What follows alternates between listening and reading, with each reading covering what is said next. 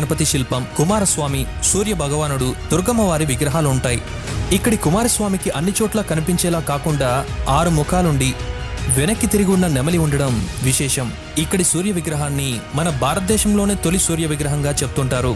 ఈ గుడి నుండి శ్రీకాళహస్తిలోని శివాలయానికి రహస్య స్వరంగ మార్గం ఉందని చెప్తుంటారు.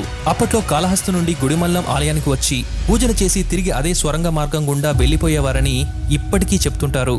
ఇక్కడున్న కోనేరుని చిత్రాల బావి అంటారు. ఈ కోనేరులో స్వామి కోసం రోజుకొక పువ్వు పూస్తుంది. అది కమలమైన లేదా పద్మమైనా కావచ్చు. ఇక్కడ వింతేంటంటే ఒకసారి పూసిన రకం మళ్లీ సంవత్సరం అయితే గాని పూయదు. ప్రతి 60 సంవత్సరాలకు ఒకసారి గర్భాలయం మొత్తం నీటిలో మునిగిపోతుంది. గర్భాలయంలోని ఒక రంధ్రం ద్వారా నీరొచ్చి ఆ పరమేశ్వరుడు పూర్తిగా నీటిలో మునిగిపోతాడు. అంటే గంగాదేవి శివుణ్ణి పూర్తిగా ఆలింగనం చేసుకుందని ఇక్కడి జనం అంటుంటారు. 2-3 రోజుల తర్వాత నీళ్లన్నీ ఇంకిపోయేవి. కొంతమంది స్వర్ణముఖి నది వరద